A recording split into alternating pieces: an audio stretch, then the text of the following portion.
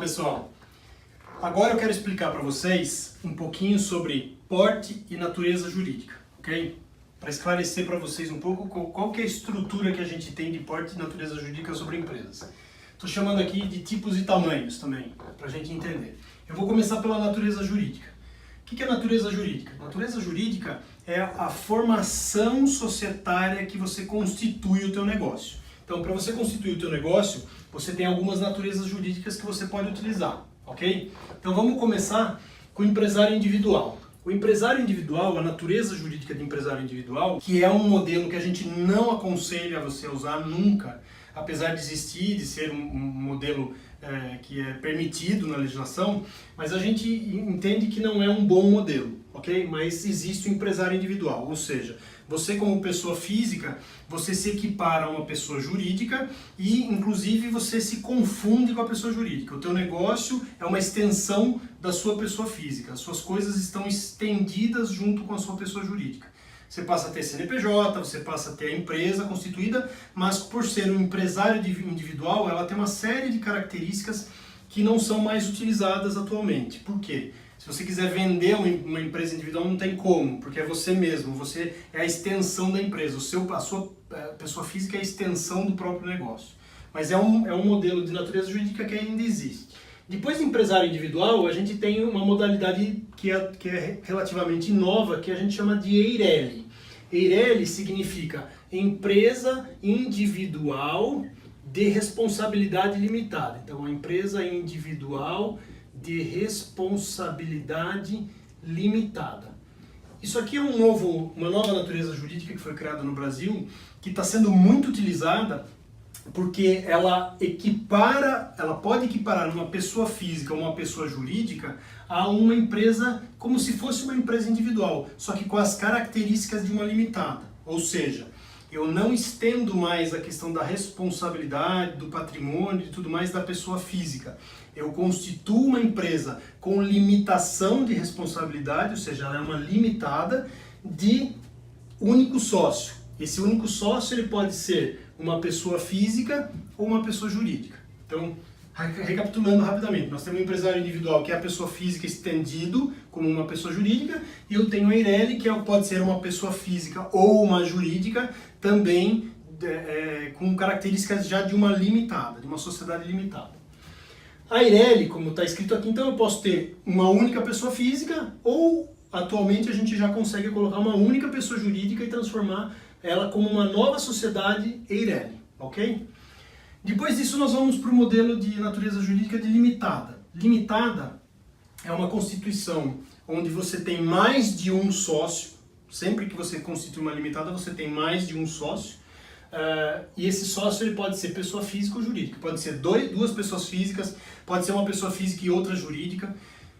Só para esclarecer bem, quando eu estou falando de outra pessoa jurídica, é de outra empresa. Tá? Então, vamos dizer que eu e você montamos uma empresa, nós somos sócios de uma empresa. E essa empresa quer ser sócia de uma outra pessoa física ou de uma outra pessoa jurídica. Essa nossa empresa pode constituir, então, uma limitada. Ok? Então, a limitada, como o próprio nome diz, ela tem características de limitação de responsabilidade, principalmente. Você tem pessoas físicas e jurídicas. Depois disso, a gente vai para o modelo de SA, que é a sociedade anônima. A sociedade anônima ela tem basicamente dois modelos, a sociedade anônima de capital aberto e a sociedade anônima de capital fechado. A de capital aberto é aquelas que vocês conhecem, que estão em bolsa de valor, que têm ações na bolsa, que fazem venda e compra de suas ações, e a sociedade anônima de capital fechado é quando as ações da empresa não estão à venda, elas estão fechadas entre os sócios. Geralmente, sociedade anônima você tem vários sócios, que podem ser também pessoas físicas e jurídicas ou ambas, ok? Depois dessa estrutura de sociedade anônima, uma coisa que vem sendo muito utilizada para constituição e estruturação empresarial são os fundos de investimento. Então, dentro dos fundos de investimento, os dois fundos que são bastante utilizados, um é o FIP, que é Fundo de Investimento em Participações. Então imagina o seguinte, a gente constitui um fundo, como se fosse um fundo de investimento no mercado financeiro. Esse fundo ele tem uma natureza jurídica e ele, por ser um fundo, ele pode comprar cotas de empresas, ele pode ter participação. É um fundo de investimento em participações, por isso que chama FIP. é um fundo está sendo bastante utilizado. Óbvio que quanto mais sofisticada fica a estrutura, mais caro nós estamos falando da estrutura e da manutenção, da constituição e da manutenção.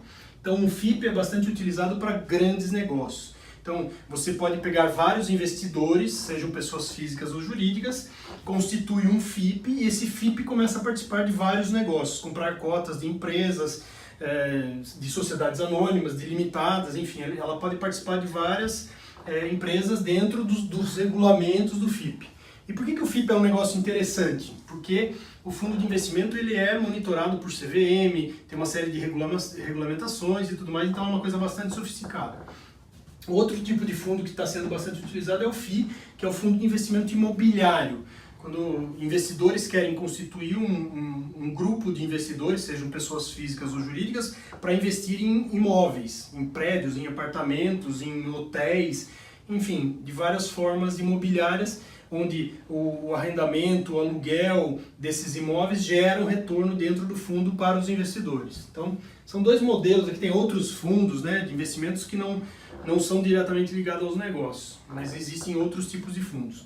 Então, aqui a gente falou de natureza jurídica, então nós falamos de empresário individual, do modelo de Eireli, que pode ser tanto pessoa física quanto jurídica, da limitada, com 2 ou mais sócios, com a sociedade anônima, também sempre com vários sócios, e das estruturas de fundo. Agora eu queria falar um pouco para vocês também dos tamanhos, ou seja, a gente falar de porte de empresa, porque muita gente confunde porte com natureza jurídica. Quando a gente fala de porte de empresa, nós estamos falando de tamanho. Então assim, a gente tem uma constituição de MEI, e eu fiz questão de colocar MEI em porte, e não colocar MEI lá em natureza jurídica, porque o MEI na verdade é uma pessoa física que se regularizou. É uma condição que o Brasil deu também não é nem microempreendedor, é microempreendedor, não é nem um microempresário ainda, é a pessoa que tem um pequeno, muito pequeno negócio que precisa se regularizar. Então, ele tem uma estrutura de MEI, tá? Ele não é considerado nem pessoa jurídica, nem uma natureza jurídica, porque o MEI aqui, ele é a extensão da própria pessoa física, né? E aqui embaixo eu estou pondo, então, os tamanhos em relação ao faturamento. O MEI, ele pode faturar até 81 mil reais por ano. Se ultrapassar isso aqui, ele desenquadra do MEI. Considerando ainda porte e tamanho, uma empresa, por exemplo, ela pode ser Eireli, microempresa, ela pode ser limitada, microempresa.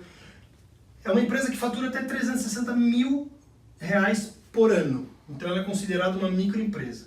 De 360 mil reais para frente, até o limite de 4 milhões e 800, a gente considera que essa empresa ela é uma EPP, ou seja, uma empresa de pequeno porte. Mais uma vez, eu posso ter um empresário individual de pequeno porte, eu posso ter um empresário individual de microempresa, eu posso ter uma Eireli EPP, eu posso ter uma limitada EPP, eu posso ter uma limitada ME.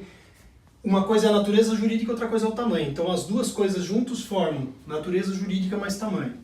Depois de EPP, que vai até 4 milhões e 800, a gente vai para o que a gente chama de MP, ou seja, empresa de médio porte.